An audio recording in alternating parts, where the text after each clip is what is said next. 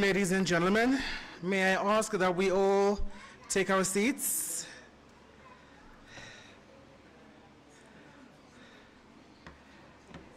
If there's anybody in the foyer, may we take our seats, please?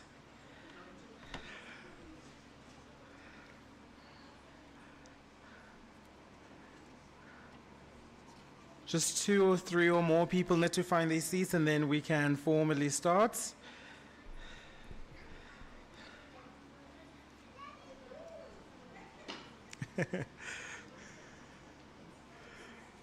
Thank you, ladies and gentlemen.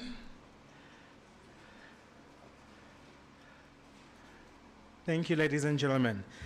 As a means of reintroduction, my name is Segelela Ndlazi. I will be the program director for tonight. It is a great honor to be part of this event. It's a great honor to serve in any capacity, actually, because the methods through which we achieve our mission and goals at the University of South Africa is something that I am personally very proud of, and I am very honored to be a part of. We call ourselves the biggest university on the continent which serves humanity through scholarship, through engagement, through mentorship, through all kinds of modalities for the benefit of the African child, for the benefit of all who call themselves African and beyond. So it is indeed such an honor to be part of this very prestigious event. Yes, so welcome to everybody in the room here this evening. Just before we begin, may I ask that we all make sure that our phones are on silent. We are also streaming this event for those who cannot be here. So it is very prudent of us to make sure that the sound isn't distorted in any form or fashion. May I also express to the attendants tonight that the bathrooms, for anyone who needs to use the bathroom, are to my far right, your left, past the bar and the catering portion, and past the sculptures as well. Thank you very much. To formally begin this event, I would like to offer my sincere greetings to the Vice Chancellor and Principal of the University of South Africa, Professor Puleng Lingabula, in her absence. I would further like to welcome the Executive Dean of the College of Law, Professor Olawusa John Gole, also in his absence. I would further like to welcome and greet the Deputy Executive Dean, Professor Budeli Nemakonde. I would also like to offer my greetings to the Director of the School of Criminal Justice, Dr. Lebogang Morodi. Further, I would like to offer my greetings to the Director of the School of Law, Professor Angelo Dube. I would also like to extend a heartfelt welcome and appreciation and acknowledgement for the management structures of all the different colleges within the university. I would further like to welcome the chair of departments within the university. And last but definitely not in the least, I would like to welcome the speakers this evening, the attendants this evening, both physically here in this room, and all those who are tuned in via other modes of technology and connection, namely live stream. For those who just walked in, welcome. Again, my name is Sigilela Ndlazi. I am so honored to be your program chair here this evening. So when I was asked to take part in this event here tonight as program chair, I sat this afternoon and I thought to myself, particularly in connection with the theme of this conference, the theme being the intersection of justice and decoloniality strategies for the transformative and reformative agenda. You know, it's not lost on me that some may construe gatherings such as these as mere academic events. Academic events, you know, or perhaps whose purpose is just to shine a light on a couple of papers, engage in a few discourses and academic conversations. But to the conscientious person, we understand that this event represents much more than that. We understand that this event, or perhaps this type of events hosted by the University of South Africa, represents an effort, a conscious and prudent effort to analyze not only the historical and past difficulties that we, the people of Africa and black people, have suffered, but also to reform and to usher in certain standards that we will hold ourselves to and that we expect the entirety of the world to hold themselves to. And these standards are not novel in any nature. These standards are not new or cutting edge. These standards are standards which some people have held themselves and for their own kind for millennia, but have prejudicially excluded a few in the engagement and the enjoyment and the living within those standards. So it is then our position, it is then our job to engage ourselves, to create space and spheres for ourselves, to make sure that our voices are heard, to make sure that our opinions are listened to make sure that the issues that impact our communities are understood. So it is the very essence of conferences like these and events like these that we always have to be sober to the understanding that it is more than just the attendance, it is more than just the theme, it is more than just, you know, the items on the program over the past 3 days. It is more than that. It is a lifelong mission to eradicate things that have targeted us for millennia and things that have crippled us socioeconomically within the human rights sphere. So with that, ladies and gentlemen, I would like to officially welcome you to the closing evening of the 3rd annual conference hosted by UNISA in close partnership with the African Peer Growth Network. A round of applause, please.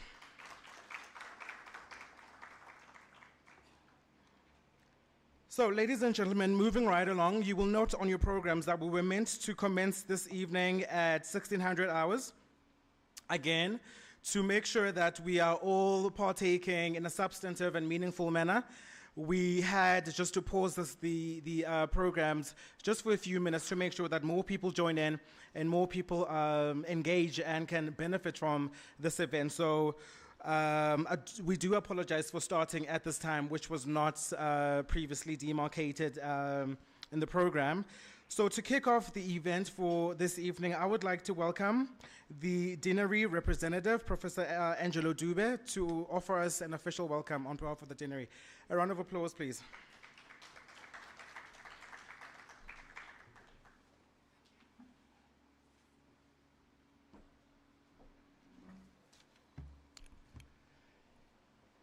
Sanbonani. Dumela. Minjani. I can't go further than that. You see, good morning is much easier than good afternoon or good evening. And us Zulu speakers, it's much easier. Sanbonani, whether it's in the morning or the evening, it's going to be the same.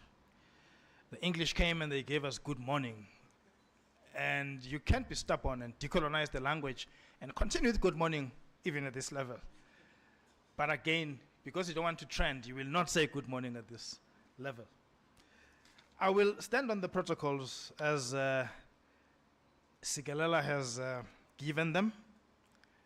I represent the Deanry of the College of Law, Professor John Olautse-Kole, our acting Dean, and his deputy, Professor Buteli Mfarine-Makonde.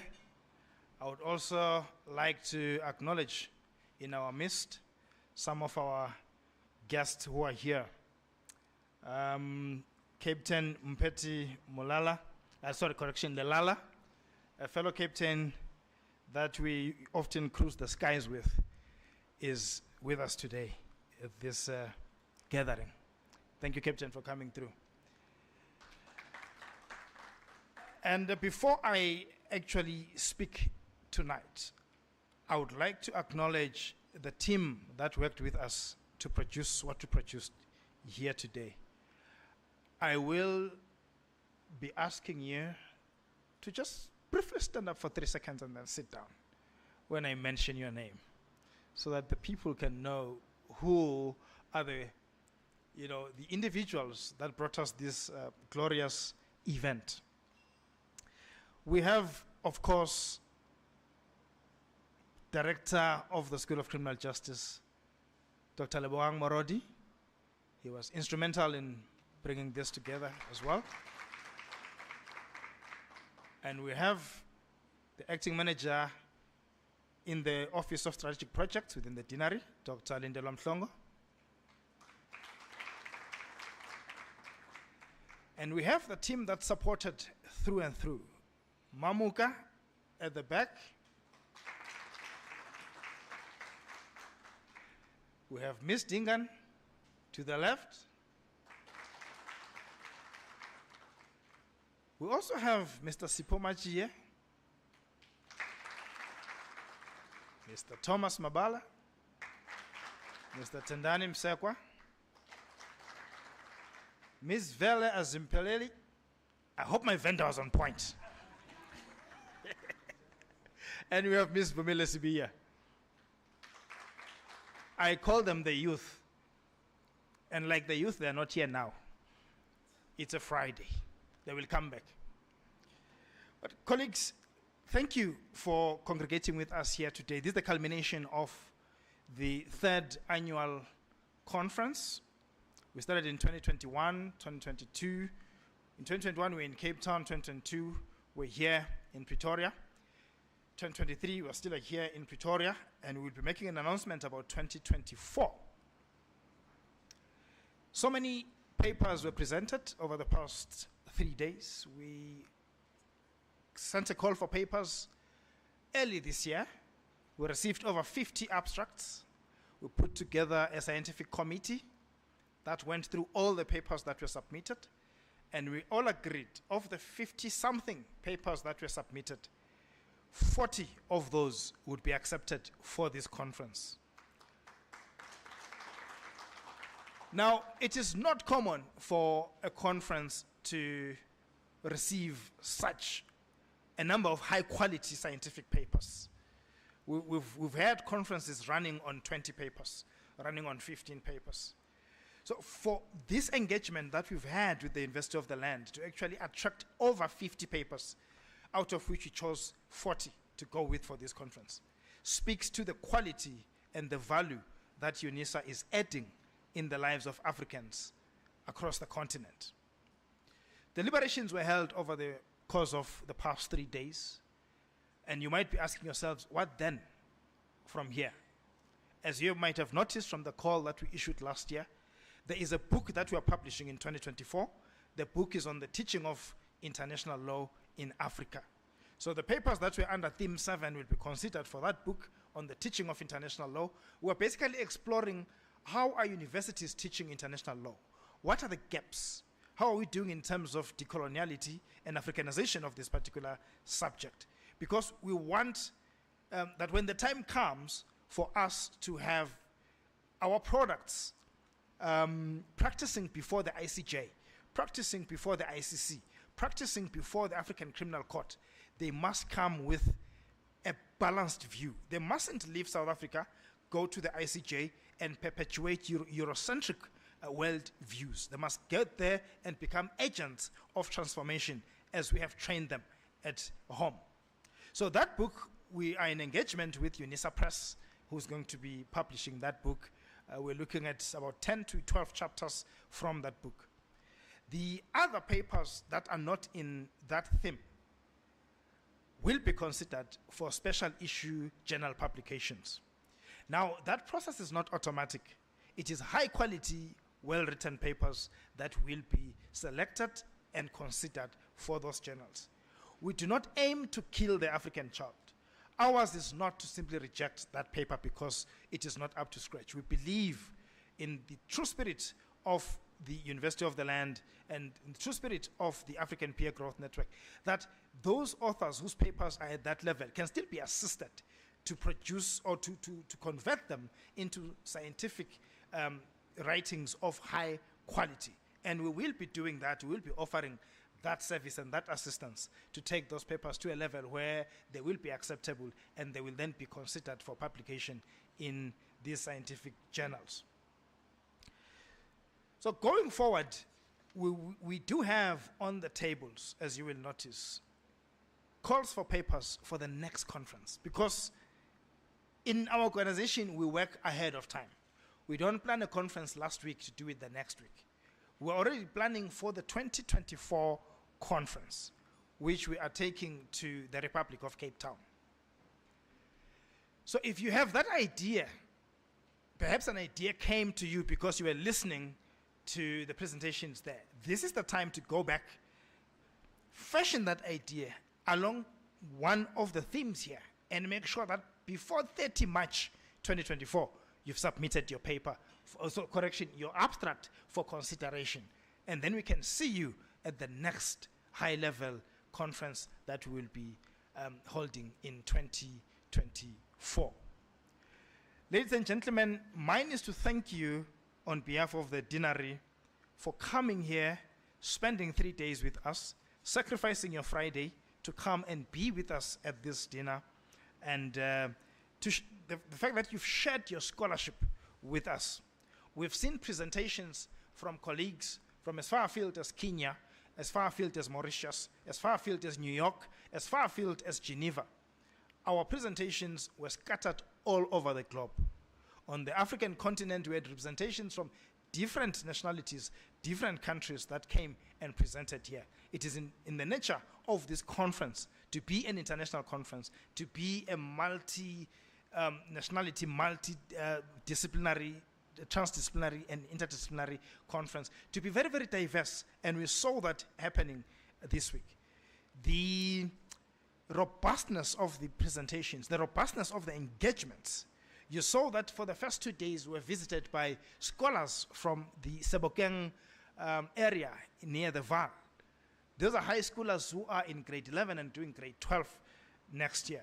We did that deliberately because we believe that as much as we had presenters here who are doing their LLB and others who are still doing their LLM and others who are doing their PhD, and then of course we had established scholars who are professors and senior lecturers and so forth, it was important for us to groom the next LLB student who is now in high school. They came, they saw, they conquered. The type of questions those kids were asking left me thinking when I was doing my introduction to law. I remember one of the words that made me scratch my head was the word legislation. I was like, how is legislation different from law? And I had to go and consult the dictionary. This was way back before Google was a thing.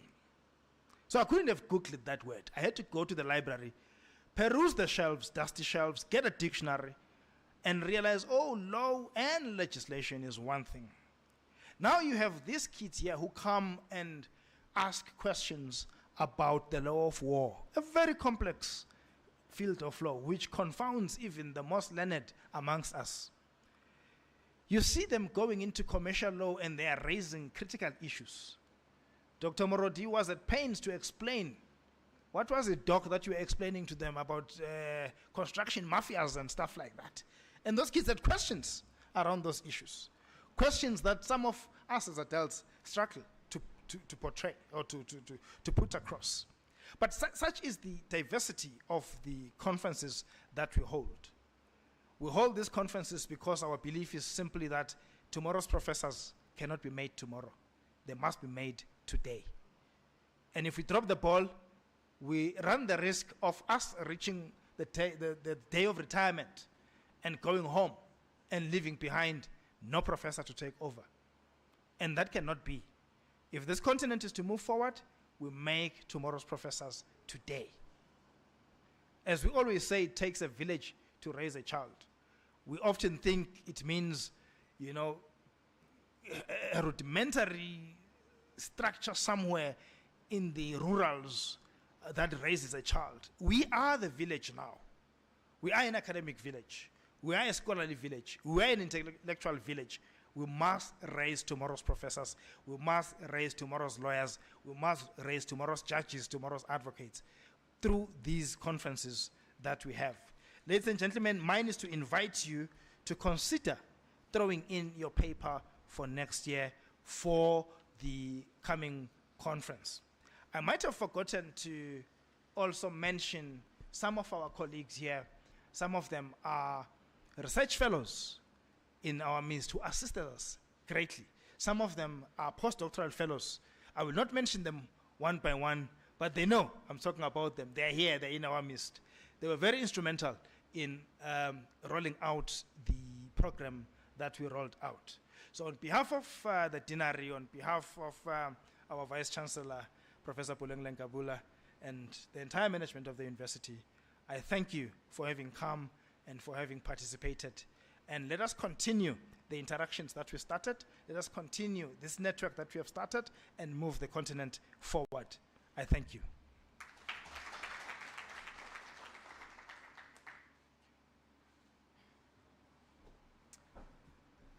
Thank you, Professor Dube, for that introduction and the remarks on behalf of the deanery. You know, as Professor Dube was speaking, now the academic and the supervisor in me is coming alive, and I'm pondering in my head. I'm like, I see a couple students of mine who are actually my master's students in this room, but I'm not going to call them out. Those very same students I'm looking at right now ought to have presented papers, a portion of the chapters at this conference, because there is nothing more practical about a strategy for transformation and reformation than actually actuating the child, actuating the student in front of you to start now. I think students these days have this conception of, I will do it when I'm a doctor, I will do it when I'm a professor, I will do it when I graduate my master's, I will do it when I graduate my PhD, without the foresight of understanding that in order for you to do all those latter things, you ought to have done a few other preliminary things. I was speaking to Professor Rex Wright over there, and we were hearkening back to the olden days, back in 2015, when I was in my third year of undergrad.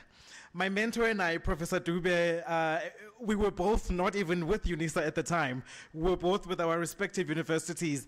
And we saw a call for papers for a conference here at UNISA. And we submitted an abstract, and it was picked up, and we came to present. Years ago, all three of us were actually in this very room on these seats presenting the paper that, you know, has now been referenced I don't know how many times. And so many people, you know, will say, Sigalala, you've done so much for your age. How did you do it? I started young. I saw the need to participate, not only in the room, but also beyond the room. So look out for opportunities. And now I'm speaking more directly to the, students and the budding researchers in the room. Don't only look for opportunities within UNISA to carve out your niche, to carve out your skill in academics, in practice litigation, or whatever. Look beyond. And the only reason I was able to even get into a room where I was able to meet people like Professor Dube, Dr. Morodi, was because I went online and I saw what opportunities were there for a third-year law student who did not really know exactly, where he wanted to feature in the world, but all he knew was, I wanted to feature. I just did not have the specifics back then, but what I knew is I wanted to feature somewhere. I wanted to do something. I wanted to say something. And I think along, or perhaps in tandem with featuring and taking up space, honing your opinion and honing the skill as an academic or as an aspirant lawyer, aspirant advocate, aspirant judge comes along with that. So many students come to us, and I'm sure Dr. Morodi and Professor Dube and Dr. Mhlongo will attest to this. So many students say, I want to do something, but I just don't know how to phrase it. I want to say something, but I'm just not sure whether my opinion is valid. Is it defendable in law? Is it the truth? Is it fact? And I said, listen, the first step into manifesting or perhaps harvesting that opinion and chiseling it into something as high quality as a paper or perhaps as a conference presentation is to start having the idea. And you do that by starting to realize the chasms in our law, the chasms or perhaps the gray areas in practice and philosophy in the application or interpretation of laws. That is how you start. And you always have to exploit the people who came before you. Your mentors, your leaders, your chairs of departments. I'm one, I will say it straight up, I would phone Prof. Dube at 2 a.m. in the morning because he told me I could, so I did. Prof. Dube, I'm just reading an article here and I'm not sure whether it's applicable to the paper we're writing. Do you think it is? Ask the people who've done this before.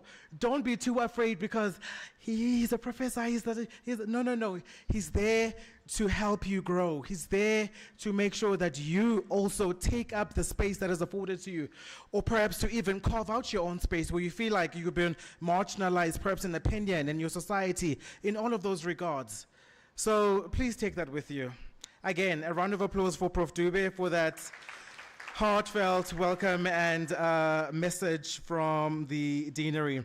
Moving right along, ladies and gentlemen, I will now ask Mr. Tindani Musekwa to ascend to the podium as the APGROM representative. He will just outline and canvass, I think, the concept behind this year's conference, as well as the structure and the ideas behind APGROM and the aspirations that APGROM has in a belly that is just firing up and ready to burst within the next couple of years. Mr. Tindani Musekwa.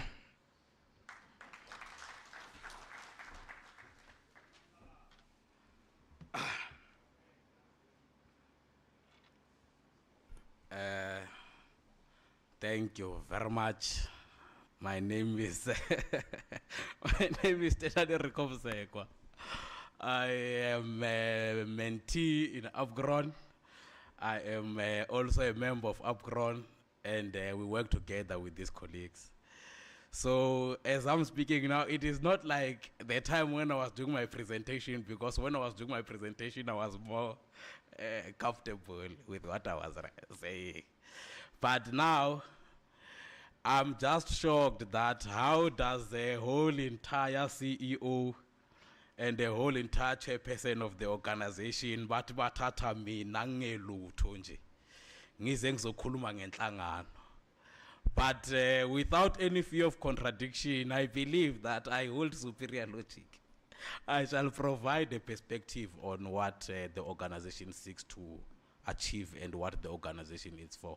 Because this is the organization that has also granted some of us an opportunity to become the, I will say, aspirant scholars that we have become today. We are able to stand in front of big podiums with doctors and professors and advocates and be able to compete in terms of ideas. And we are very much grateful also to the University of South Africa for allowing us this cardinal opportunity to interact and interface with people of your caliber. We are nothing without you, and we will forever be grateful for that opportunity. So, Upgrown is an organization that realized that the continent of Africa is in dire need of targeted interventions to create the next generation of cutting-edge knowledge producers.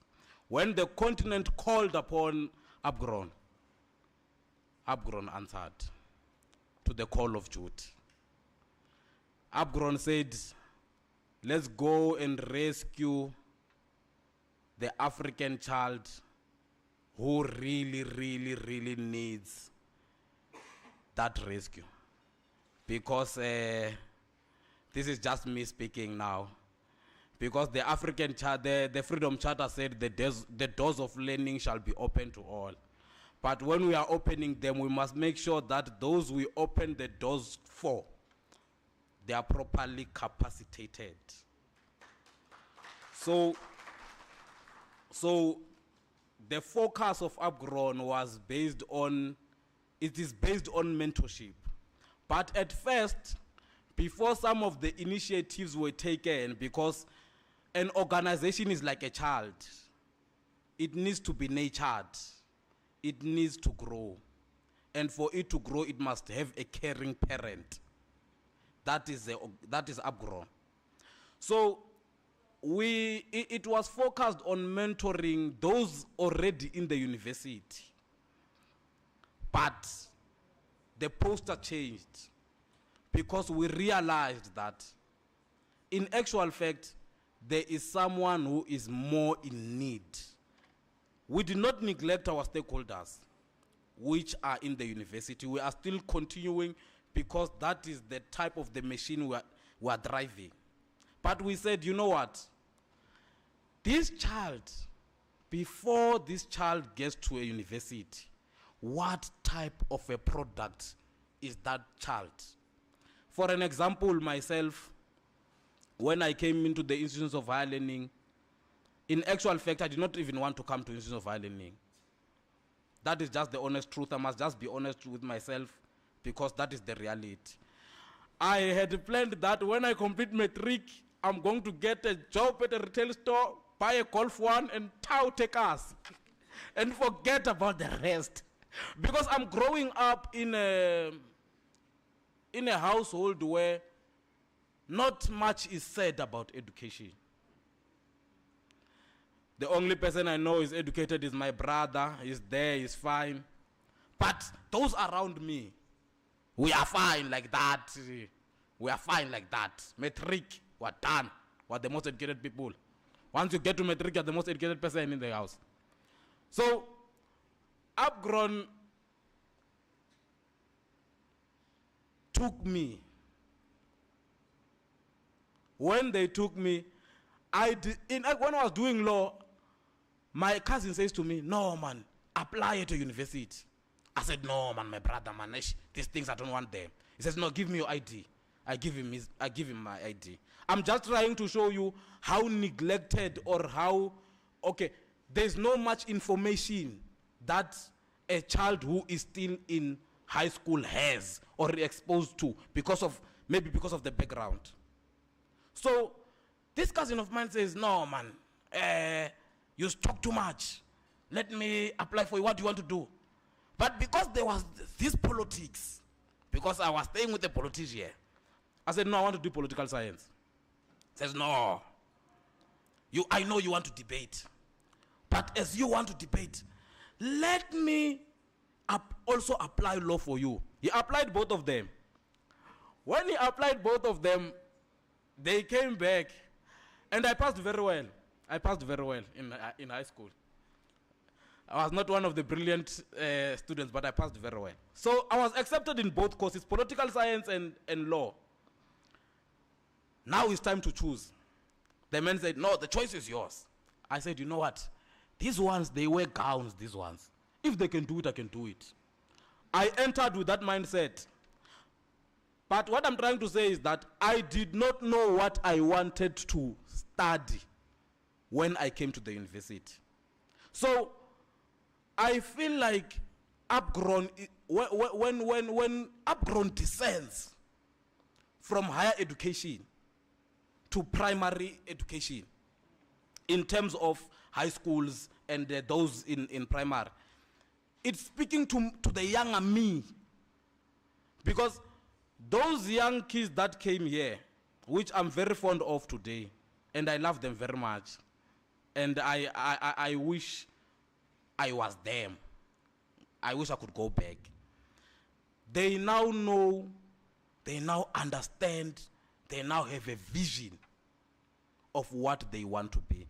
If I had gotten that opportunity when I was still them, I would have been far.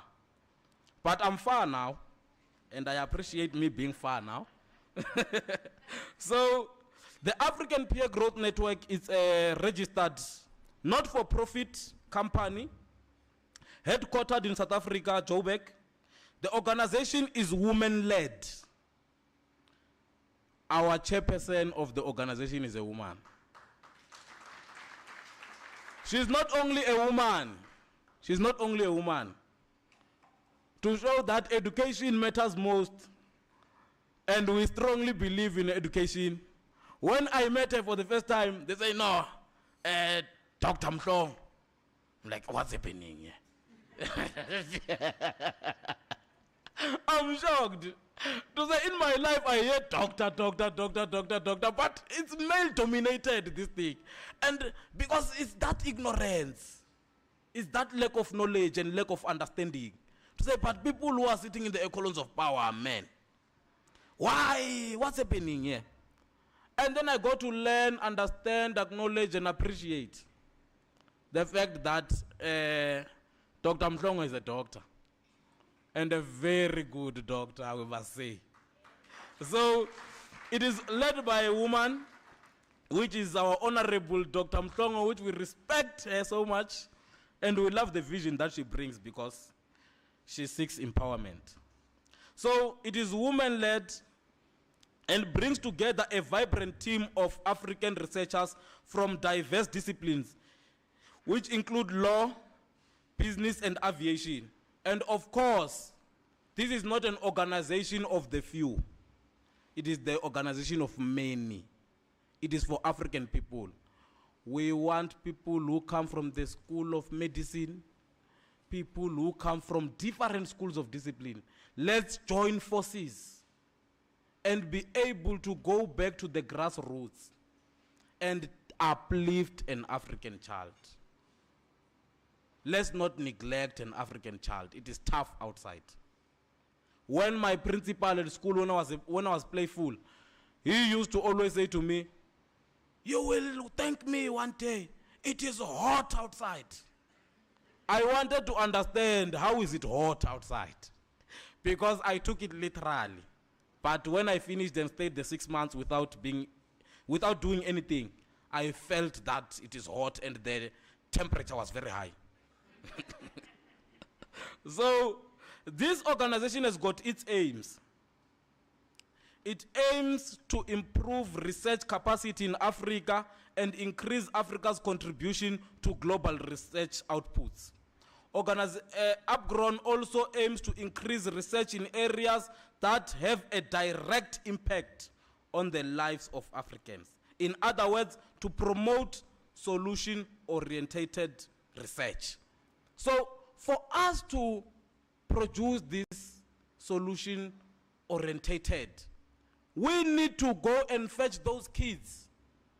Those kids, majority of them, they are in neglected areas, which government is not doing anything. You find kids in the squalors of Sibukeng. You find kids in the squalors of Alexandra. The only thing that motivates them and inspires them, it is the gangster who drives an expensive car. So, just because you are educated, driving your Mercedes-Benz, passing through, you look at that child and think, ah, that barbaric. There is future, there is potential there. Let's not neglect. I emphasize this simply because the African Peer Growth Network, it is an organization that focuses on mentorship. Here we are. I would have said I've graduated. I don't want to go back there. But I feel it that these young people, man, their futures are being ruined. It's because of the lack of motivation. If you grow up in a house whereby your mother is a graduate and your father is a graduate, you are eating cheese, well and good, but there is someone who does not have that privilege, who must take care of that person. Let's join forces, colleagues, and go and fetch an African child. Let's rescue an African child. Because an African child, because of the social settings, that African child is a danger to himself or herself and must be rescued. So, UPGRON identifies research challenges faced by different African researchers in different countries across Africa, and therefore provides research support services. The end game is to create an enabling environment for young emerging researchers, scholars, academics, practitioners, and professionals to grow in their research careers to positively contribute to Africa's growth. So, when I was saying that you are comfortably driving your BMW and you are neglecting that child who's at Ekasi there, why is it that us as UPGRON, we are able to say, but when now you are fine here, but you are lacking here, come let us mentor you? Why don't we say we have made it, we are better than you, leave us alone? But we decide to say, you know what, it does not end here. You can be more. So hence I am calling upon you. I'm going to make this call until I finish this presentation. So that today when you go home and sleep, you dream about this thing that I'm saying. To say, let's go back and fetch an African child. Buy an African child a dignitary pad. You'd lose nothing. Buy an African child uniform. You motivate the child to go to school. Buy an African child shoes. Kids must not walk with their feet stepping the scontiri. Do you know how painful that thing is? Take that 200. You can go almost to Cuban and buy 6 and then it's 200 rand. Take 200 at least and change just one life. One. It's an impact. Touch lives. Let's make someone better. As this organization is making some of you better. Some of the presenters that have presented here in their life, they've graduated, they became whatever they became in their respective fields. They've never presented anywhere. But we said we are giving you an opportunity to learn and grow. Teach and produce as well. Let's not make everything financially related, colleagues. Let's be able to see potential and groom it. So, our mentor-mentee relationships are research-focused and driven by mutual interest of both parties, as well as the needs of our mentee and mentors' expertise. Our mentors are volunteers. So, one of the things that we must say, even ourselves, we don't just go and fetch a child just because he's a child, or just because he's coming from a poor background. But a person who is willing to learn and is teachable, then that this organization adopts that person. You must be willing to learn. But vuma upatwa, allow yourself to be led by those who have got more knowledge. But in those who are in front of you are the ones that can teach you better. You can't be, when you are being taught, you want to teach. Relax. Your time will come. If you want to teach, he or she who is teaching you, allow that person to teach you. Go and get yourself a junior. Take knowledge from who or she who is teaching you. You want to teach again? Take that young one. Teach. There's hierarchy in this thing, colleagues. We're not saying you must not challenge, but your challenge must at least show an appreciation and understanding of a learning process. You must question. You're not restricted from questioning. You are seeking knowledge, and it comes with questioning.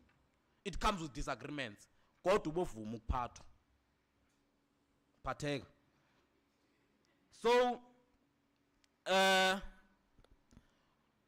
Upgrown understands very well that our mentees also come from diverse backgrounds and disciplines. In line with our transformation agenda, our mentees are mainly students, young and emerging researchers, scholars, practitioners, and professionals. We have opened the doors of learning to everyone.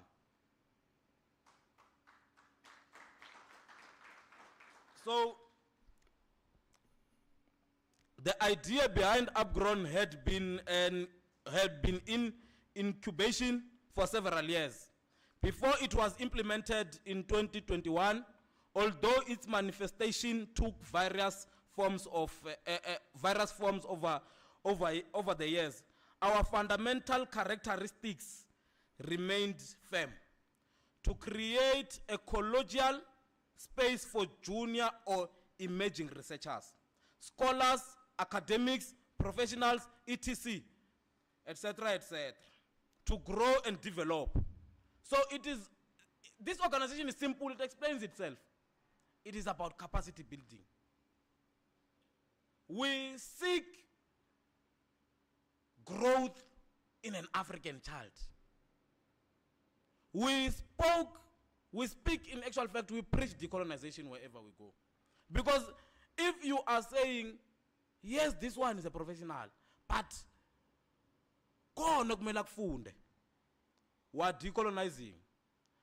And by the way, when Fees Must Fall took place, they said free education, free education, free education. Now we are literally giving it to you. It's free education. You don't pay us anything for us to teach you. Some of you don't feel offended. I know you are my seniors. I'm not teaching you, I'm teaching my juniors. So I don't want us tomorrow to be in conflict with one another. So our interventions in society, we train our mentees on various aspects of research and publication, but these ones that we have recently adopted. And by the way, you see, when I am continuously reiterating this fact of saying we've adopted a school, the name of the school is Mutsiba Tibo, it's in Val. It's a secondary school. I am reiterating this fact because I'm very proud of what we have done. I am very proud of what we have done. We took kids that are coming from disadvantaged backgrounds. But we did not take them because they are coming from disadvantaged background. We do not promote laziness. We took them because they are visionaries. Those kids, they go to school which is abandoned. They are learning there. That school is abandoned by government. It is dirty. The classroom tables and chairs. The library has got 10 years without functioning. 10 years without functioning. The books are all over the floor. A whole entire educator is stepping on top of knowledge books, walking on top of books. It's dusty. There's a certain office there. How do you pass through that? Going to an office, stepping through the books. The kids, you know what the kids did? Through a very visionary educator. Those kids are in grade 8, 9, some of them 11. They sat down with the educator. The educator said, so this echo club that they created, they train each other, debates, they clean the school, they ensure that there's active, they bring back the spirit of learning in the school. They go to that library that has been neglected for 10 years. When I'm saying 10 years, I'm not saying 10 days, colleagues, I'm saying 10 years. Literally, 10 years, a decade. It's a library in their school. They take an initiative to clean the library. I wish I had slides to show you how the library looked like and how the library looks now. A child is cleaning up. They came here. They said, no, we did this library. We are asking for books. They are not asking for money. They are asking for a reading material. That's where you, a future African leader here. So, these kids, they must be applauded and they will live long in the books of history of Upgrown and the University of South Africa. We'll make sure of that. So, without wasting more time, I have articulated what the organization is about, what is the organization, and what the organization has taught you today. I have given a perspective. My CEO, my chairperson, allow me to relinquish power and step off the podium. It is not mine, it is yours. You just entrusted me with the power. Thank you very much.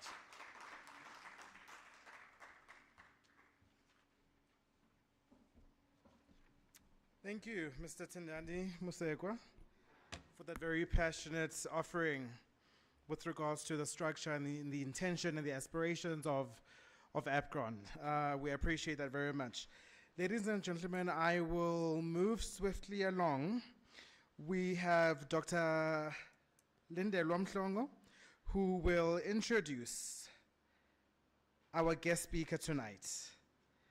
If she's ready, willing, and able, please offer her a warm round of applause.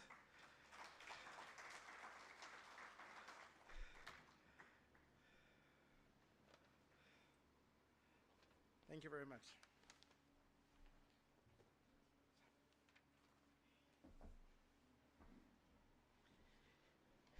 Good evening, everyone. How are you guys? Can I, before I introduce the guest speaker, just ask one person to tell us their thoughts about the conference? Anyone, I don't have to pick, could be anyone really.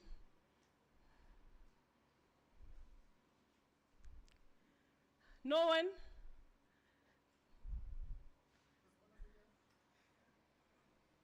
Please go ahead, Ms. Zororo.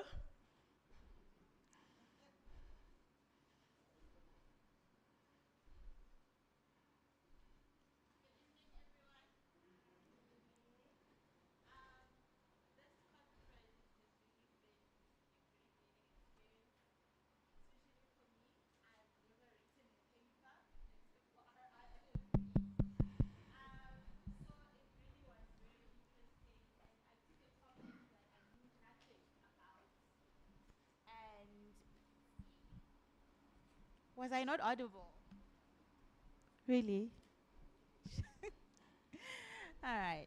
I was saying, good evening, everyone. I was saying that this conference has really been an eye-opener. I learned so much. I think it's very important that we have this type of conferences where everyone is involved, where we have students being involved, we have people from lower spaces, we have people from higher up, so that even when we come and we sit down, we listen, we are not only listening from views of people who already have done so much research, we're also listening from views of people on our level who are trying to embark this journey just as we are.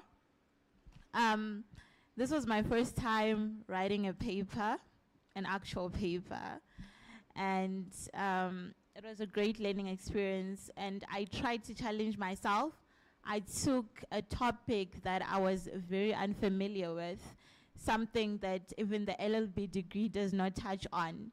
But I still tried to make sure that it related to law. I still tried to delve into international law, human rights, because those are some of the things that I'm interested in. Thank you. Thank you so much, Ms. Zororo.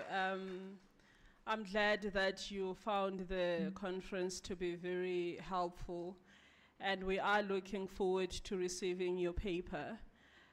Anyone else wants to take a bite? Just last person.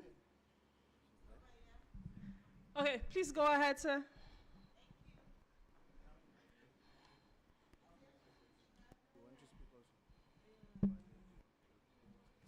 Sanbonani. Sanbonani. Yebo. I am Utembisile Mahua. My supervisor is like, no, share a few words. I was here the first day, and I think the second, and one thing that really stood out for me that was very important was the two different sessions. I believe that they gave more meaning to everyone that was there in a way where it was separated in between junior researchers and senior researchers. This made it more relevant to the person that is attending, whether virtually or physically. This meant the actual harnessing of skills from a person that is actually starting researching, that is actually going, that still has to look at everything that is actually needed when you have to research. So it was a very, very peculiar thing for me that I really loved and appreciated from this conference. Of course, the papers have been very interesting.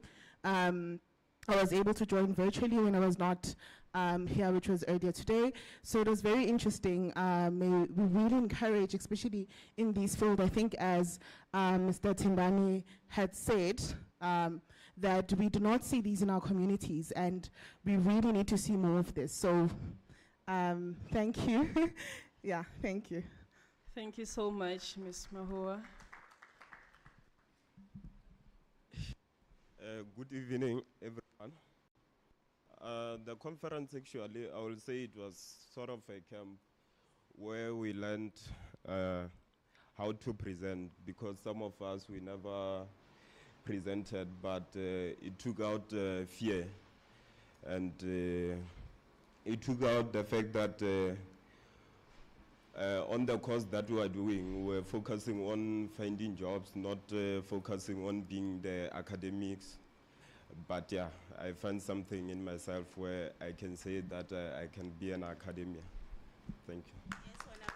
Thank you so much. It looks like the university of the country has done it. It really delivered. So that was actually not what I was here to do, but I just thought we should have a bit of feedback from the attendees who were part of the conference throughout the week. Advocate Mekwa, can you please come to the floor?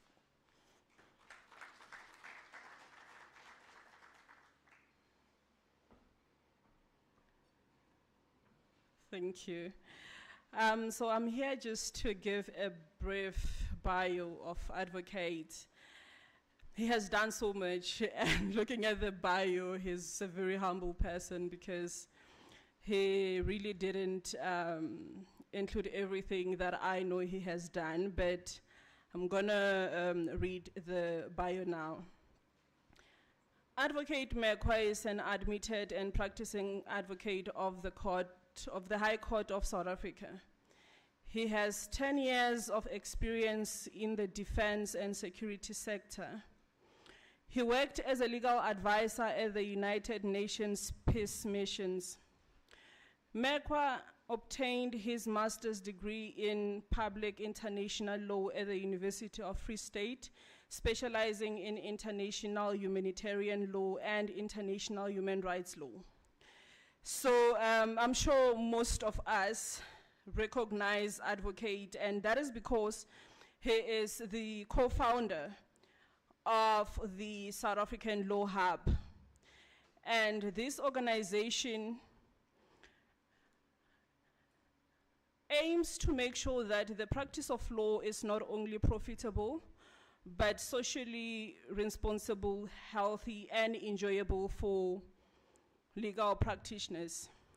It also helps legal practitioners connect with each other and clients, business or individual clients in the various areas of operations. It also helps legal practitioners master the business side of law. They also exchange legal briefs. They share legal vacancies, clerkship, pupilages, and etc.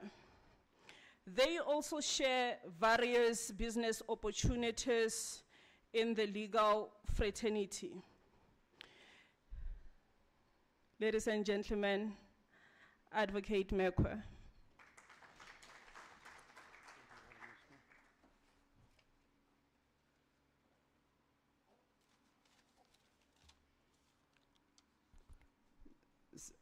I hope that I can be seen. I'm generally very short. Allow me to always, it's okay. Allow me to start by observing the protocol. The Vice Chancellor, Prof. Lenkabula, the VP, Prof. Motsa, the Executive Dean, Prof. Kole, the Deputy Executive Dean, Prof. Budeli Nemakonde, the Director of the School of Law, Prof. Dube, and the Director of the School of Criminal Justice, Dr. Morodi. Now, allow me to start by disappointing you if you thought I'm coming to give a speech. That's not the intention of today. If you thought I'm going to recite a poem for high school kids, certainly that's not the aim of tonight. If you think that I came here to make you feel good, apologies. You are in the wrong place. But one thing that I bring is a simple invitation, a call to action. I want to invite you to be part of an army, a movement to make Africa great, a movement to reclaim the dignity of a black child. I want you to come and share with us your experience, your skills, your knowledge, to become a member of Abgaron, to become a citizen and a patriot. I want to call you, invite you to come and help us, help you to help build with us this country, this continent, so that one day as a continent, as a people, we can reclaim our dignity when we are dealing with issues at a global level. Datema Seko has spoken, if I know the other name, and he indicated that we are in trouble as a continent, especially when it comes to the knowledge production. In fact, to say we are in trouble is an understatement. We are essentially dealing with a catastrophe, and of all catastrophes, potentially of nuclear proportions. And it is clear in our papers, for those that have read the book of abstracts, that it is estimated that in Africa currently, we produce less, emphasis, less than 1% of all global knowledge production. 1-point-something billion people, the global numbers of 7-point-something billion, and we produce 1%, as opposed to at least 14% if you look at the percentages globally. Now, this status quo, unfortunately, will not just miraculously change or disappear. Can I repeat that? We are saying we are in trouble. I say we'll continue to be in trouble unless there are interventions that you and me, together with Abgaron, and all other important stakeholders get in the mud and bring the change that we want to see.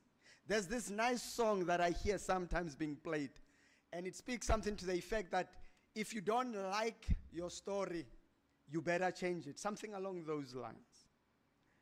And I'm not sure whether you like the picture that's been portrayed about our contribution to the global research production. I don't like it, Mama. Do you like it?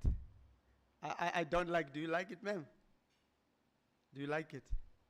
Oh, she likes to take pictures. That's okay. But now, the question is simple. Where are these knowledge producers today? I see them all over this room, sitting around these tables. They're here. Yes, we know that they are somewhere in the suburbs, we accept.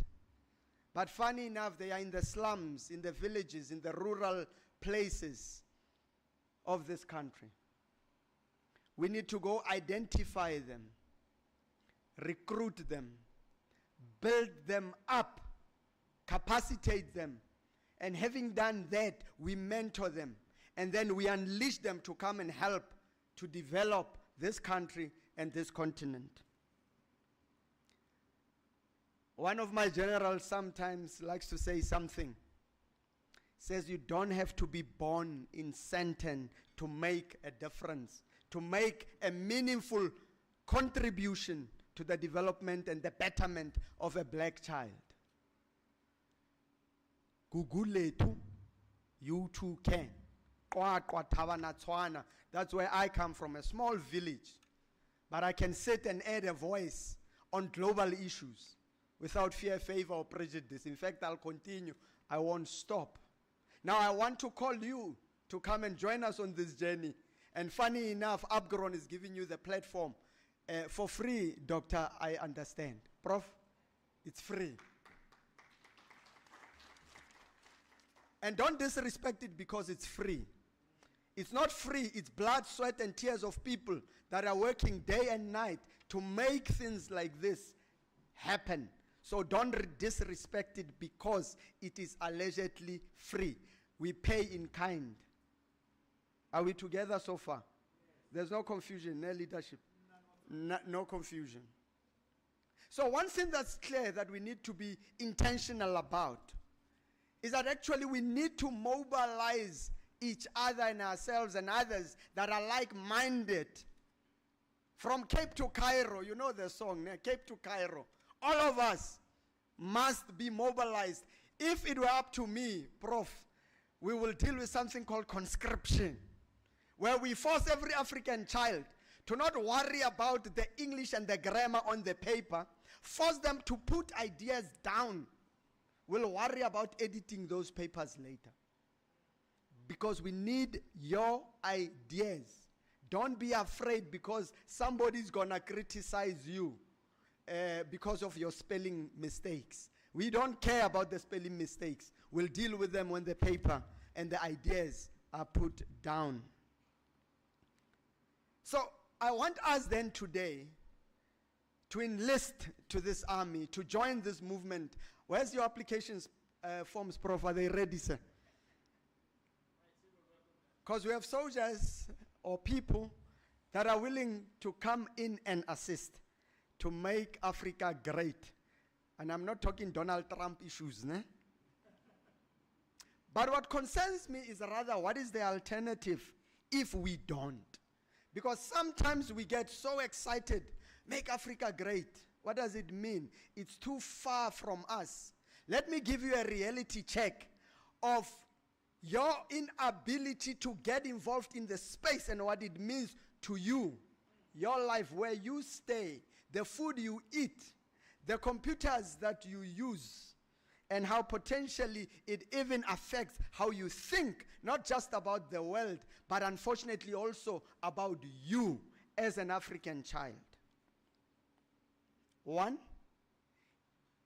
it hinders innovation and development across the various sectors.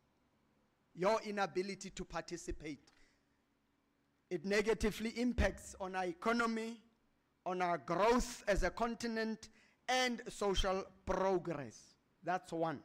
Whilst you stay there and are comfortable and you don't care, it creates worse a dependence on foreign knowledge and foreign technology. What does it mean? It results in exploitation, a lack of control, even of your own resources, because those that have the means to extract them are not you, because you are most relaxed, don't want to get involved, don't want to think up any ideas to the problems that we are solving. So whilst we were hit by COVID-19, we were begging somebody in a foreign land to please allow us to. Whilst there is war in Ukraine, suddenly, with the vast land that we have on the African continent, Dr. Morodi, our presidents, you know them, they went and begged for grain somewhere in a small kitchen of Europe, because it's that small. We are this big. We can't plant, apparently. Yet there are commercial farmers in this country. The land is plentiful, but yet we beg for grain. You will lose control even of the simple resources. It will create a dependency syndrome that when you have the power and the capacity to make a difference, you have to wait from the Messiah to come and hopefully one day to rescue you. Because it's an African to assist yourself, it seems. African solutions to African problems, they say, yet this seems to be a rhetoric more than a reality. Let's look at the numbers. 1%. What difference meaningful would 1% make? Again, the bargaining power you lose whilst you are relaxed there and not dealing. Because if somebody creates something, surely he dictates. It's like the owner of a ball when we are playing in the locations. When he's tired playing, first thing he does, he takes his ball and everybody must stop playing. And that is the reality that we are faced with whilst we are comfortable doing nothing. But also, funny enough, it perpetuates poverty and inequality. Somebody comes in our country, extracts our minerals, goes and produces them into a funny ring somewhere in Europe, takes our chocolate and, you know, the raw stuff, and takes it and makes these nice chocolates, and suddenly the price is very high. So whilst we are relaxed, it's costing us. Then a certain NGO will come, very glad, and hand you peanuts, right? Hand you peanuts, and we clap because, you know, the West is so generous. Whilst the real people, when you look at the facts proper, that are generous is us, Africans. We are way too generous. When are we going to say enough is enough, isn't it? There needs to be a line that we draw. Hey, Prof, I think it's getting too intense. I'm not sure whether there's a problem. Are we okay in the room? We're still okay. I can continue, right? Just a reality check. I think it's important to reflect, isn't it? I didn't come to quote Prof, unfortunately. So you'll not hear me saying, according to Prof, so-and-so on article, so-and-so. It's not the aim of today. I just want us to have meaningful conversation and honestly, genuinely, you know, have a heart-to-heart, you know, engagement. Again, because the solutions that we have are created elsewhere, the solutions that are provided cannot fit in appropriately within our context. Do you understand? Somebody created a solution or a car that's specific to a particular climate and environment. Let's say Russia, for example. And then when you want to bring those gazelles, the taxis here in South Africa, and suddenly they're not working optimally and you get concerned. So the point is this: the solutions that they go and research about and make were not made for us. They were not made with us in mind, good sir.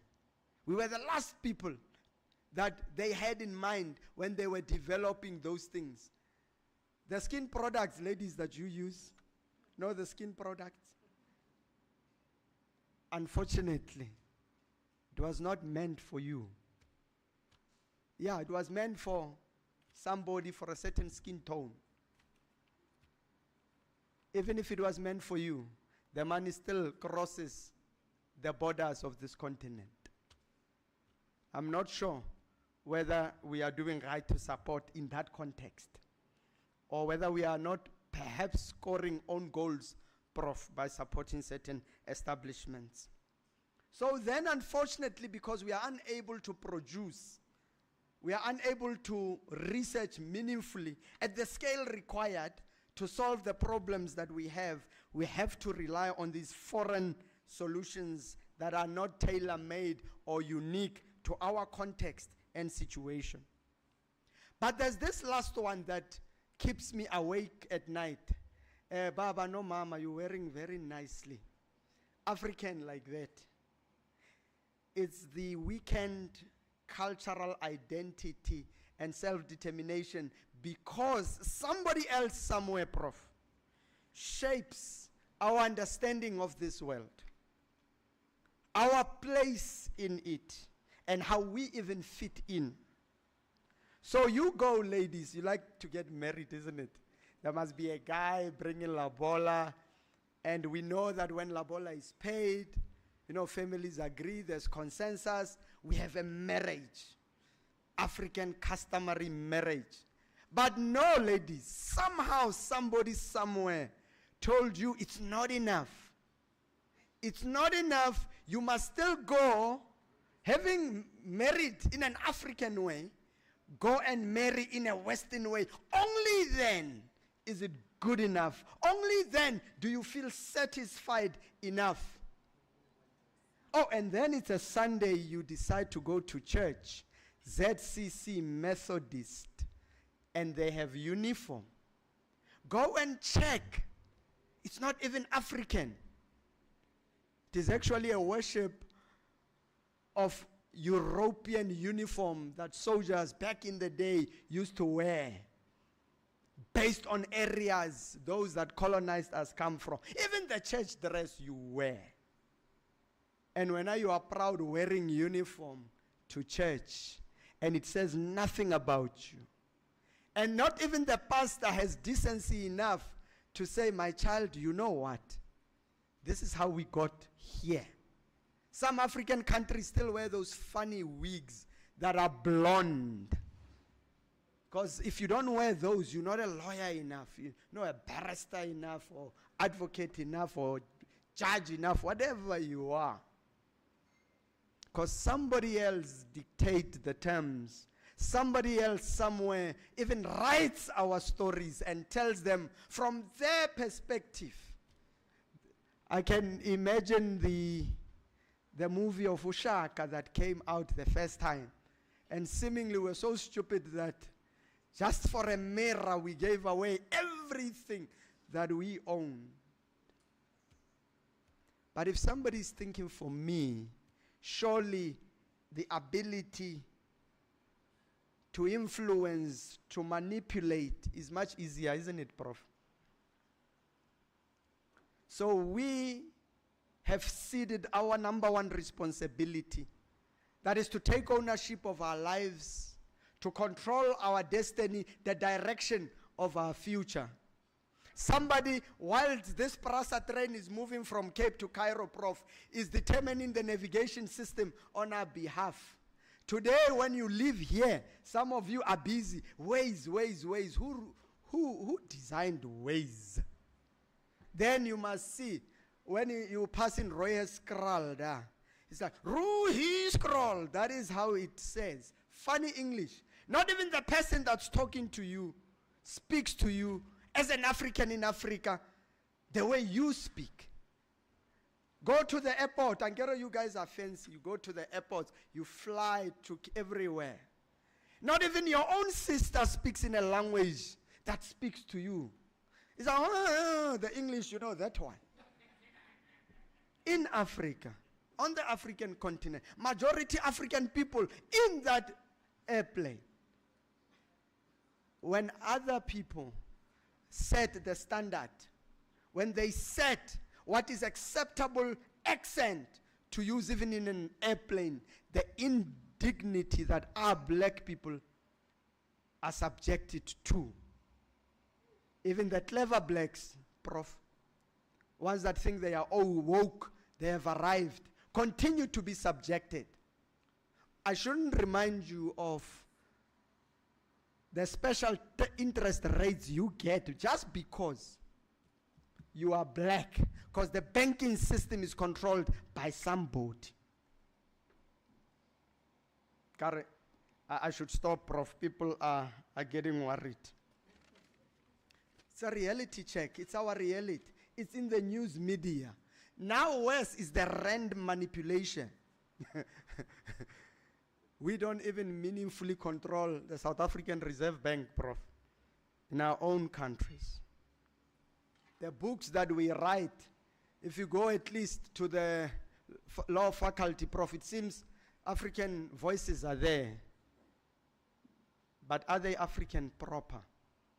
If you go to the health sciences, it gets worse. The books that we read are European, American, and elsewhere. I don't know the kind of doctors we produce, Prof. Do they not have capacity to do same? Or are we neglecting our duty to produce the quality academics that we need to be able to do exactly just that? I don't know, brother, I'm confused. Yet when you go to Europe, they'll tell you the brain drain that happens. African minds leading serious projects. The brain drain of Nigeria, Nigerian minds, we know. Brilliant. They are going where? Whoop. South Africans, the best talent. Whoop. And why would I not leave? Because seemingly the money is good. But we live for more than just money. You know, Prof, this is the one thing, if I would speak to Prof Nenkabuli today personally, I said, do me a favor, just one. Can the whole University of South Africa teach the correct map? Just the map you see. Africa is this tiny place. On the map that you taught, geography, grade 10, elsewhere, it's not the correct map. Factually, not the correct map. But we still carry on with that map. It's time that Africans abandoned those maps. Simple things that make a difference. Why? Symbols matter because they determine if Africa is this small in the world, suddenly you as an African child, you feel that you are small because they made you small. You know, apartheid, the teachings that we got, that today we still suffer the thinking and the influence of apartheid. Because we're told, no, these ones don't think. These ones must, you know, what and what and what. Don't have the intellectual capacity to solve their own problems. It's time for change. For us to play a very critical role in research, innovation, in economic growth and social development. Let me make it worse for you. We are busy developing, or the world is developing, killer robots. Somebody somewhere in Europe is going to design the program. If we get favorable interest rates, will we not also get favorable ammunitions directed in our path just because our skin tone is not the right skin tone, Prof? I'm not sure. It's things that worry me daily. And I'm just sharing these ones. We need to be self-reliant knowledge producers, capable of tackling our own problems, our own way, at our own pace, for our own African, African outcomes. African problems to African solutions. Prof, I want to make this example. 54 African states, the richest continent on planet Earth. If you want to understand, I always make this. The real wealth, just one African country called the Democratic Republic of Congo. The real wealth, untapped, the resources under the earth. DRC, 2 times the size of South Africa. They say, those that know, you must take the wealth of the whole of the South America, North America put together, and it's not enough. Take all the wealth of Europe put together, and that is just the untapped potential of wealth in one African country. And we still have 53 more to go. And yet, we are said to be the poorest of the poor. DRC, the poorest in the world. The richest country in the world is said to be the poorest. I'll say it the way it is, Prof. Just like that is the reality, fact. I'm getting to an end, don't worry. The point is this: we need to shape our own future. And in this way, we solve our problems. Because I must repeat this, Prof, nobody is coming to rescue an African child. Even if they came, they're going to use it as a proxy to coerce and to control our resources. I'm still going to worry about genetically engineered seeds. That after they are planted, suddenly, if you plant any other seed, it cannot. So they patent even seeds and sell it back to us. So, Prof, the question then, I've given all these problems and what we need to do, but how should we go about doing it? Well, there's hope in Upgrown, Prof. It's a good start. And I think the aim was very much shared.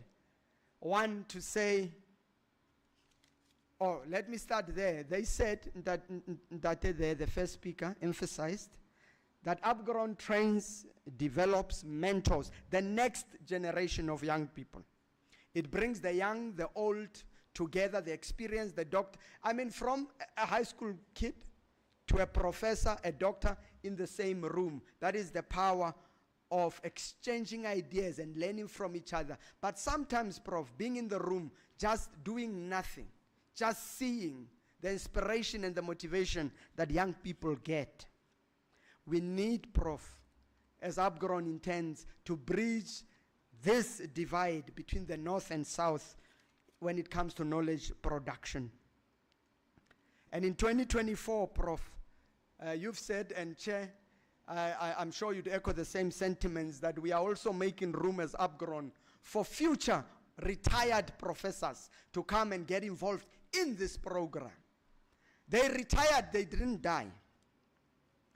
Again, we must thank the largest university and the oldest university that gave birth to all other universities for also coming together, supporting Upgrown, and making this a reality. If Prof. Lenkabula was here, and all other members I mentioned in the protocol, I'd say thank you, thank you, thank you. This is the type of collaboration that we need, but not just from the University of South Africa, Prof. From every other university that claims that it is African.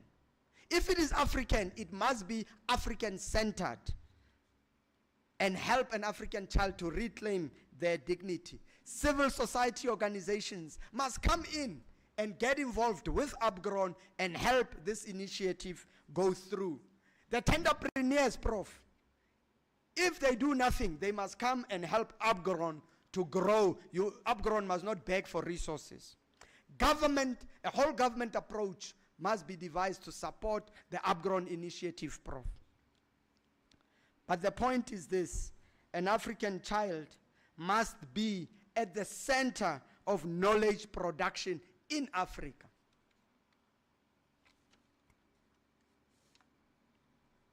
They said, as I conclude, the aim of Upgrown is to improve research capacity in Africa, to increase Africa's contribution to the global research output. But the one I like more, Prof, is this one: to increase research in areas that have a direct impact on the lives of Africans. You can go do research about many things. Don't go, I'm not saying the locust is bad, but I mean, what value did we get from studying the locust? How has the locust, understanding of that locust diagram, impacted and changed the life of an African child? Because right now when we see it, we kill that thing. You know, to promote solutions-oriented research. But I conclude to remind you what our business should be. To make Africa great, to restore the dignity of a black child. But I unfortunately promised you in the beginning that it was not a speech, Akir. We agreed. It was not a poem, but an invitation. I have put it out. Abgaron is extending a hand. They have put their words to action, their resources, and sometimes I must say, Prof, personal resources. You know, Ankere Leader, what I'm talking about. Personal resources at the expense of your time that you could be spending better elsewhere with family. So as they extend a hand, are you willing? Are you willing, that table? Are you willing to join us?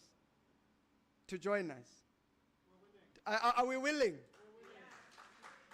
If we are willing, can we then not stop with willing?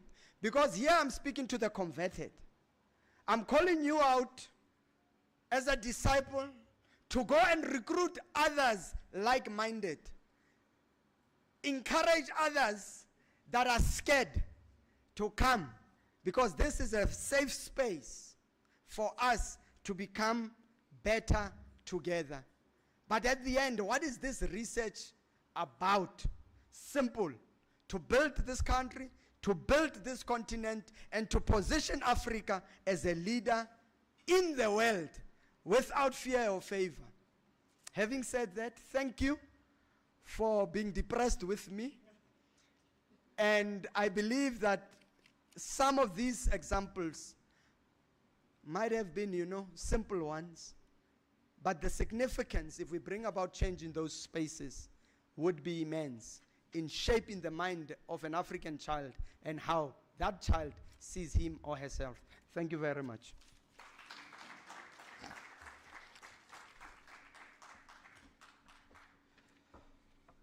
You know, Advocate Muckleneuk, I appreciate your... It wasn't a speech, it wasn't a presentation, it wasn't a talk, it was a confrontation.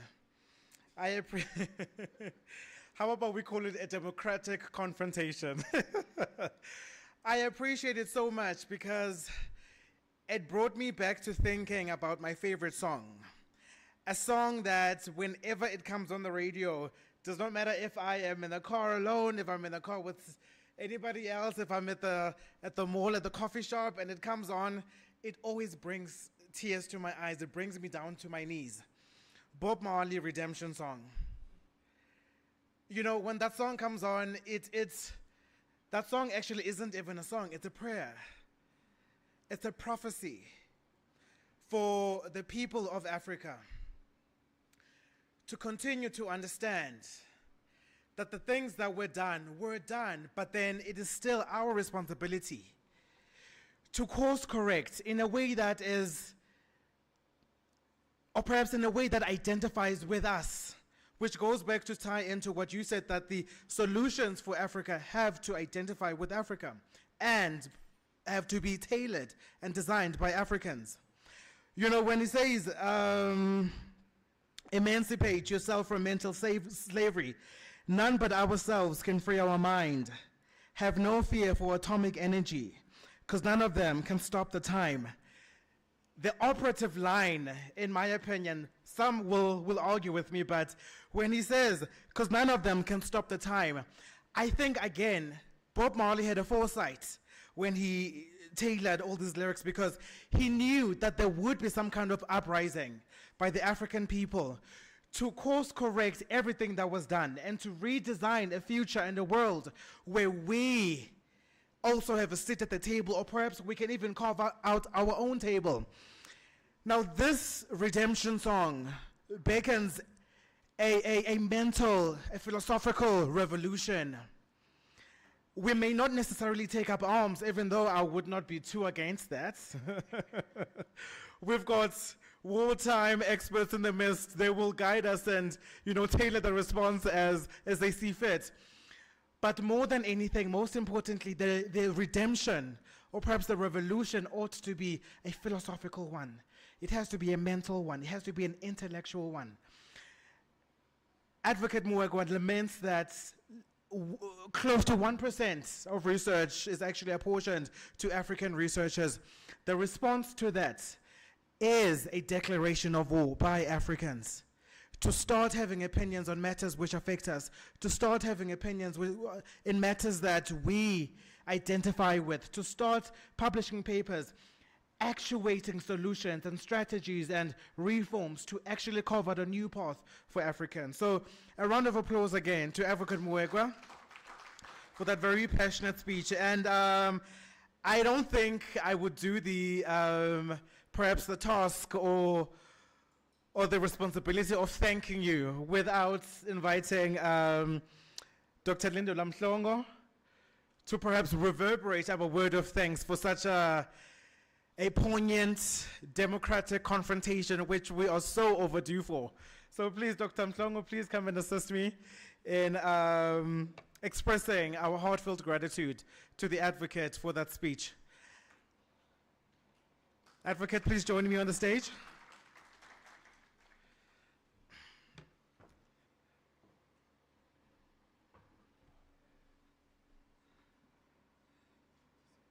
A round of applause, please. That was a weak one, guys. Come on. Thank you so much. Ladies and gentlemen, you will understand that the intention of this conference was not only to have invited and, share in conversations by experts and people who are doyens in their respective fields, but it was also to champion new thinking by budding and new scholars and researchers. So with that being said, over the past few days of the conference, we did have some participants who were first-time presenters, who were budding researchers who took part in this auspicious occasion. And for that very brave undertaking, we want to recognize them, because not only is it a very nerve-wracking and daunting idea and actual practice to stand in front of a room and address a certain room, and remember, you aren't addressing a room with no conception of what you're talking about. So you might actually even be preaching to the choir. So then the choir is going to have different notes to propose to you, different analyses, different interpretations, and you as the presenter will then have to reaffirm your position, or perhaps concede to the fact that there are some blind spots in your research. And all of that is done also by countering questions and answers and engaging the audience on your presentation. So that is a skill which even I, at my not so expertise state, I'm still trying to learn, and I'm still trying to harness. So we do want to honor those researchers who did come and participate in the conference and did present their papers, hopefully which will be published in due course. And to do that, may I request Dr. Lebogang Morodi, who will announce the winners for the different categories. A round of applause, ladies and gentlemen. And to assist Dr. Morodi in this presentation, may I have Dr. Linda Lamhlongo? Ascend to the, okay. And also this will be my comrade and friend will also participate in the presentation of gifts to the participants. So I will now request Dr. Morodi to ascend to the podium for the presentation and the announcement of the winners. Thank you very much. A round of applause.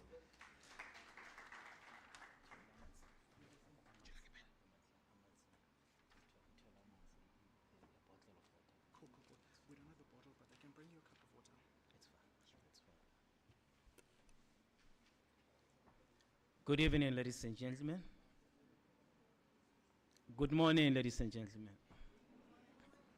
If you are in the state of paralysis from what Advocate Mekwa has said to us, then it means we have to undergo what you call a brain transplant operation. I don't know who's going to survive in that. But having said that, Program Director Baba Sikelela, the opportunity has been afforded, it's highly appreciated. And my task, I won't say it's simple, because there are 4 categories that one has to make an announcement on. But not only these winners are the sole persons, but all those who were in attendance, we were all winners. Can we give ourselves a round of applause?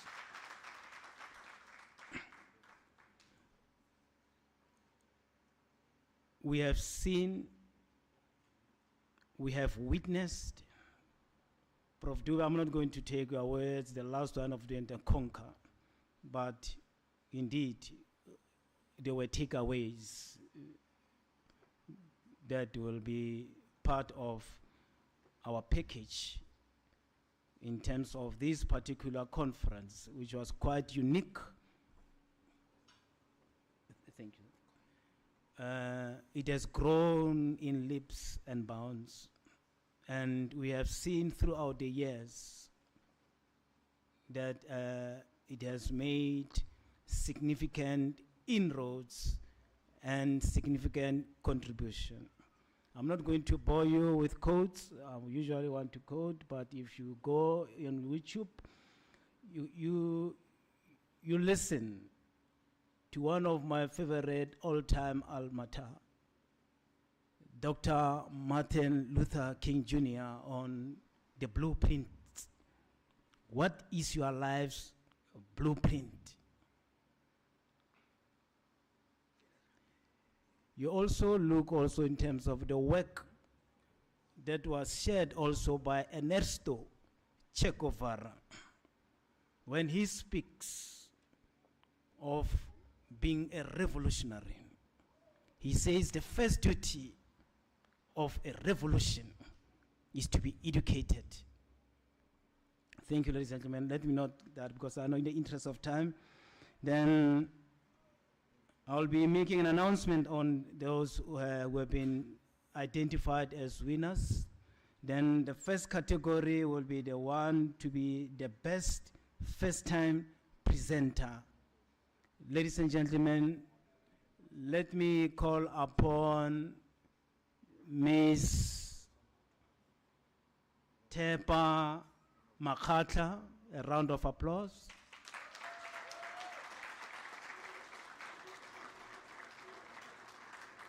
I call her Khadi Kholo. You know what Khadi is? You know, African languages don't need any further interpretations. Yeah. Khadi.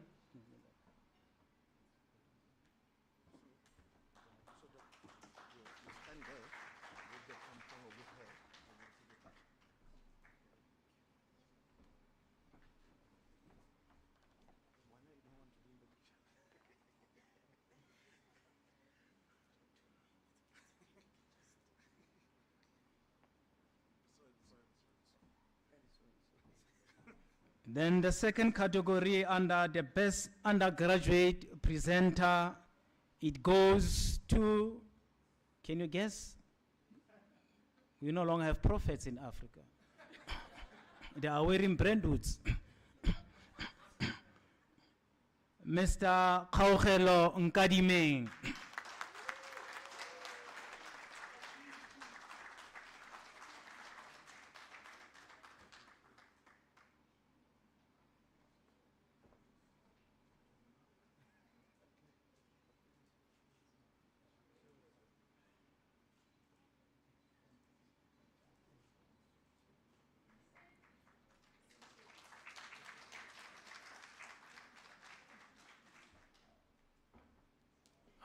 You are so parsimonious, very stingy with clapping of hands.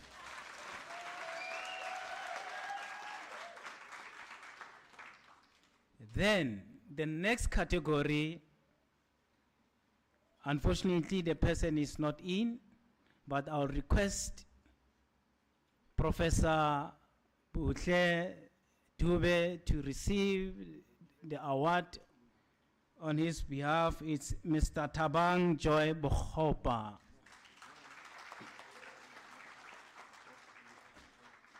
Prof, you mustn't take it home, it's not yours. Ne?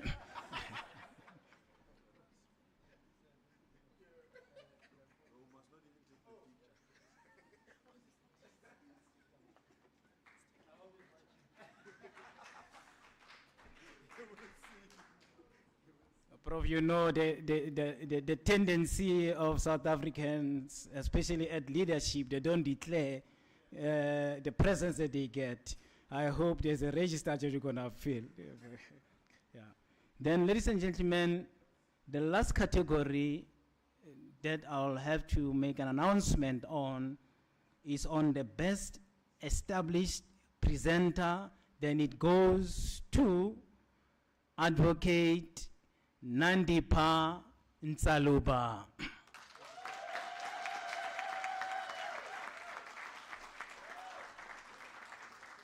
Again, that illustration, again.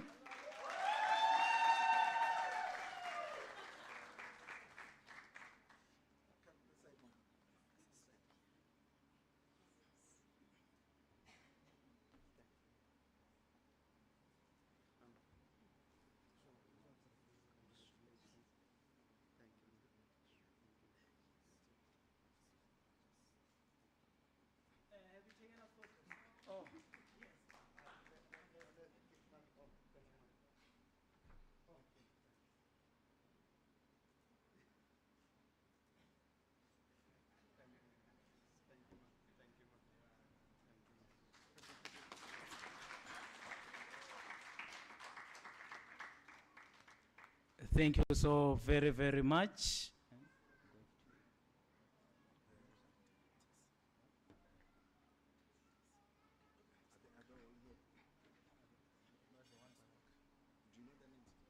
Can I request all the program directors to come to the podium?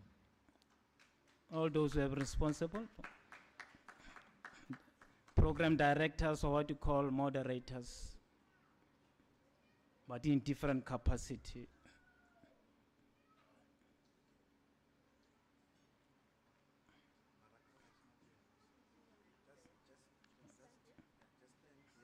If you wish, you can be a self-appointed program director.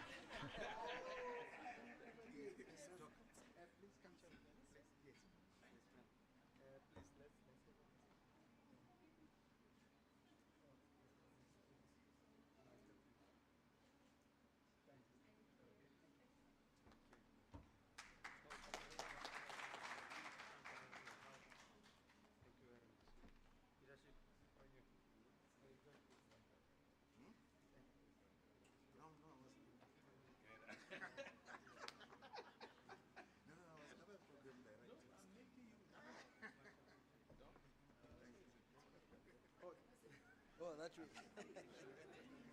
Oh, I see. Yeah, thank you so much. Thank you so very much, Prof. Prof, let's take a snap for you.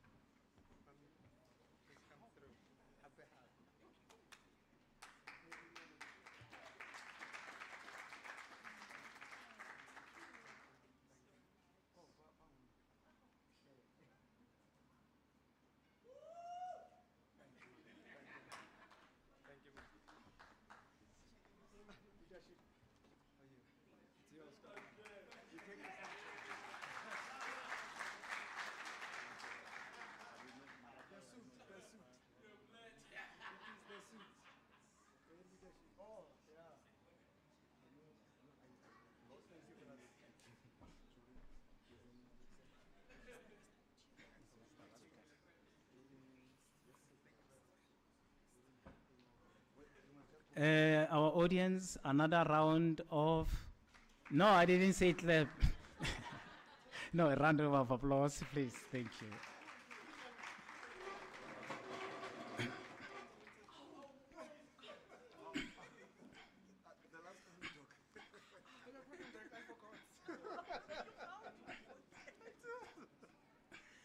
Okay. I'm so sorry.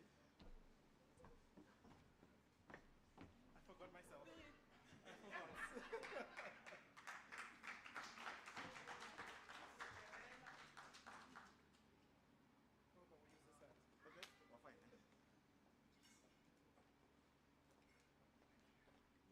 Are we trending, guys?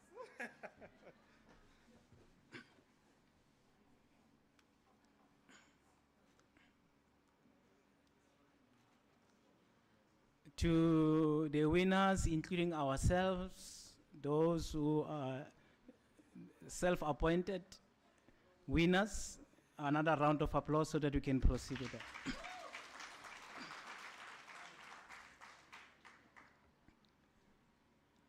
Distinguished guests,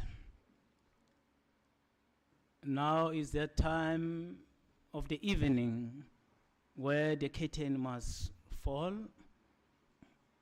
Then the curtain falling in a great style, in a grand finale, just only to provide with you a vote of thanks and a message of utmost gratitude from the college and the entire university. The College of Law and its partners, bravo, bravo, bravo.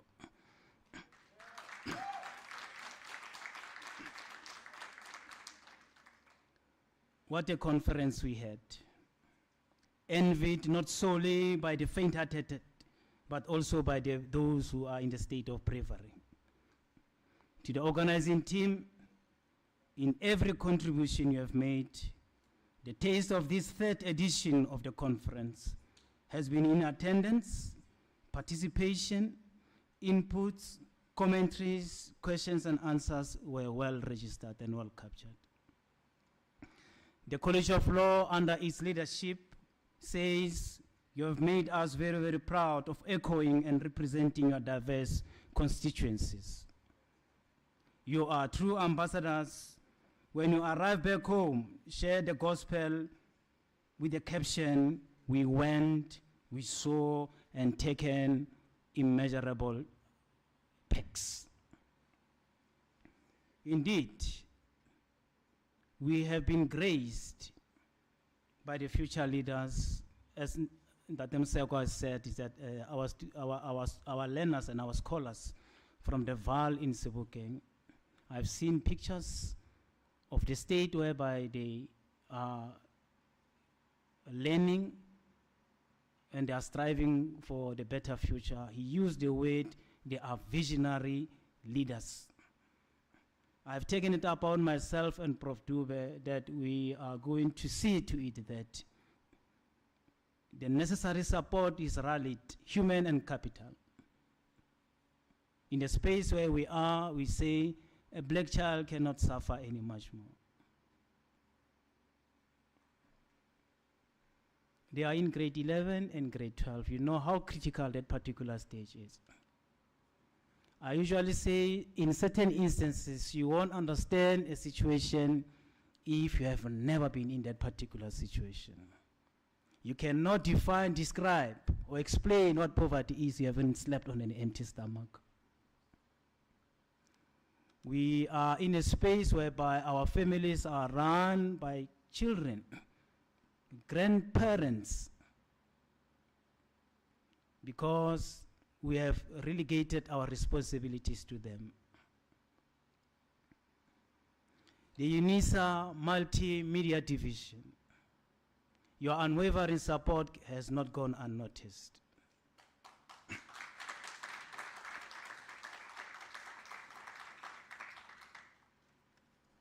We were trending. We were streaming. What can stream what? Live streaming. because of people who are in the cutting edge, that technology doesn't come from Africa, from other part of the world except Africa. Our contribution is highly noted. Program directors and facilitators or mediators, the efficient and professional way in executing the assigned responsibilities are characterized by precision and efficiency. Once again, special thank you to all of you. Our students and prospective partners, your involvement is heavily felt through the breadth of this continent and abroad. The College of Law aims to see you being exposed to various forms of support. We as a college that is premised on social justice, transformative agenda of its curriculum epitomized by Africanization and decolonization. Learning and studying materials, echoing student voices, make it appropriate and being very, very much more relevant. You don't have to complete your programs before starting article publishing. The time is now, and now is more of saying you are capable and we have been in the state of being capacitated. The presenters, you kept the audience glued to their seats with top-notch, high-quality presentations. Your arguments for or against made us not to wonder with uncertainty, but express securing slot in journals of any house style that you can submit your work to. Well and highly researched papers were received. We look forward to completed papers, and indeed, in some of these breakaway sessions, we're able to see and being exposed to element of controversies. This is what makes life very, very interesting. We are dealing with people who can think, but not only to think in their thinking.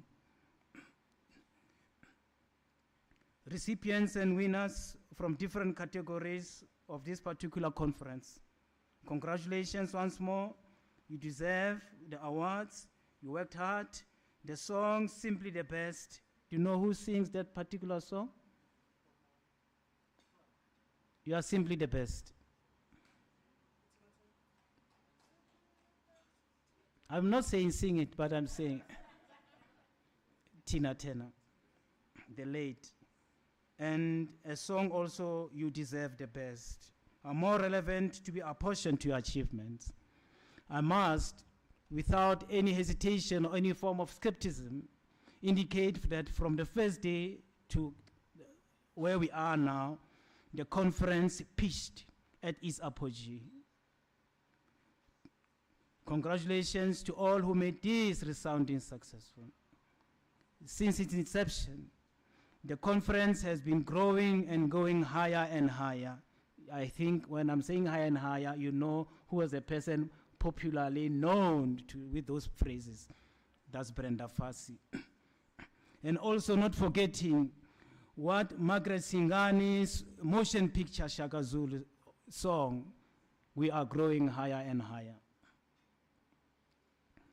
Your speciality will appropriately, in the space of being resonate with unparalleled chronicling of the years that University of the Land, UNISA, turning 150 years. When history asks, where were you? What was your contribution in this historical page? What will you say? The partners and sponsors, without you, we will be able to be in a space of witnessing everything being privy to be part of this particular conference. Your generous contribution, without any fail, has put a broad smile on our faces. We are able now to say, you are now be referred to as the friends and the comrades of the College of Law and that of UNISA. Because when we knock on your doors, you didn't close those doors, but you were able to open them so that you can render any form of support that we required. As we conclude the academic year 2023 on a high note, this conference dropping its curtain to the pinnacle and the apex of a milestone that was never witnessed in this particular university. The College of Law, as I always refer to, being the College of the Land in the University of the Land, would like to take this opportunity to wish you a merry day on the 25th of December and the ushering of the first day of 2024 as prosperous to you. After all being said and done, especially marked by industrious, diligent and hardworking endeavors, to say, let's officially close the 2023 conference and allow me to let you eat and drink in a responsible fashion and to say we'll be able to be meeting again when preparing the road ahead that will be in Cape Town. Prof. Dube, as you rightly said, that we'll be meeting in Cape Town in the coming year of 2024. Then I'll say cheerio, cheerio, cheerio.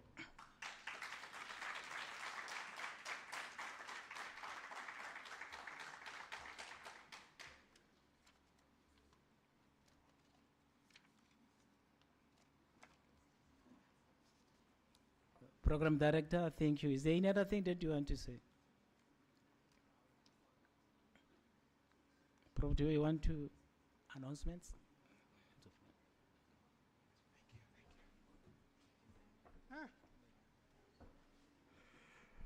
Thank you very much to my dear friend, Dr. Morodi.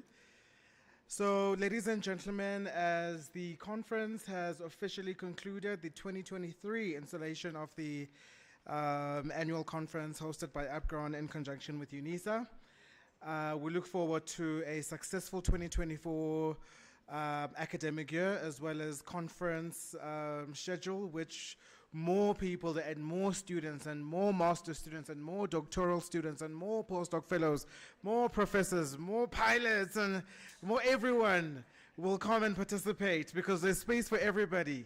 There's space for everybody. So with that being said, mine is just a request to the room that since dinner's about to be served, or perhaps we will go through the room for dinner, may I ask that the seniority amongst us be respected so that we don't, conduct ourselves in a disorderly fashion.